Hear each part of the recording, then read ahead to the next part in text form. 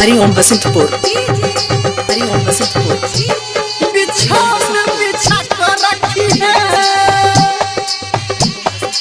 माँ Gayatri recording studio.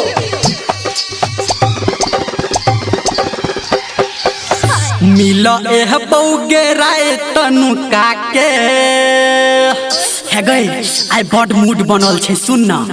मिलो एह बौगे राय तनु काके ओछान बिछा कर रखी है, बिछौन बिछा कर रखी है, ओछान बिछा कर रखी है, बिछौन बिछा कर रखी है। तै पे तकिया दू गोला गाको, तै पे तकिया दू गोला गाको, सामान चमका कर रखी है, सामान चमका कर रखी है, ओछान बिछा कर रखी है, ओछान बिछा कर रखी है,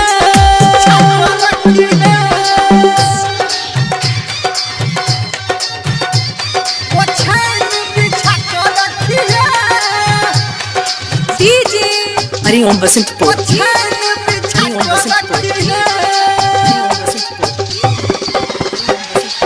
ठोर में ठोरंगा आँख में काजर लगा को, काजर लगा को, ठोर में ठोरंगा आँख में काजर लगा को, देखी है तू रास्ता हमर डिबिया बुता को।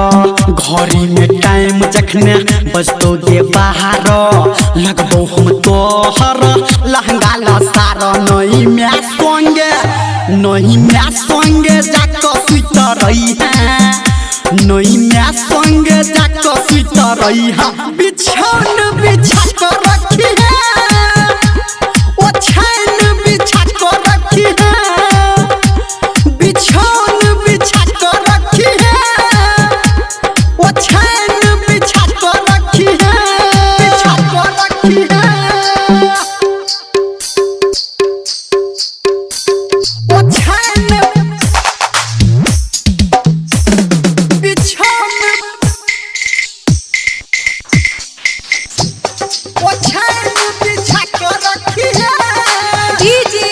हरिओम बसंतपुर, हरिओम बसंतपुर।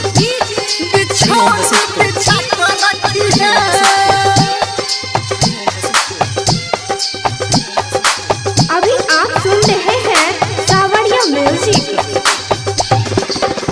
हे गई ओम प्रकाश के रखी है तू मन गई, रखी है तू मन गई, धर्मेंद्र निर्मलिया के रखी है तू मन गई, काली से करी है तू लाज शरम गे। भैया आ भौजी के खाना खुआ को, सबके सुता दी है बात बना को, नहीं मौका पे, नहीं मौका पे धोखा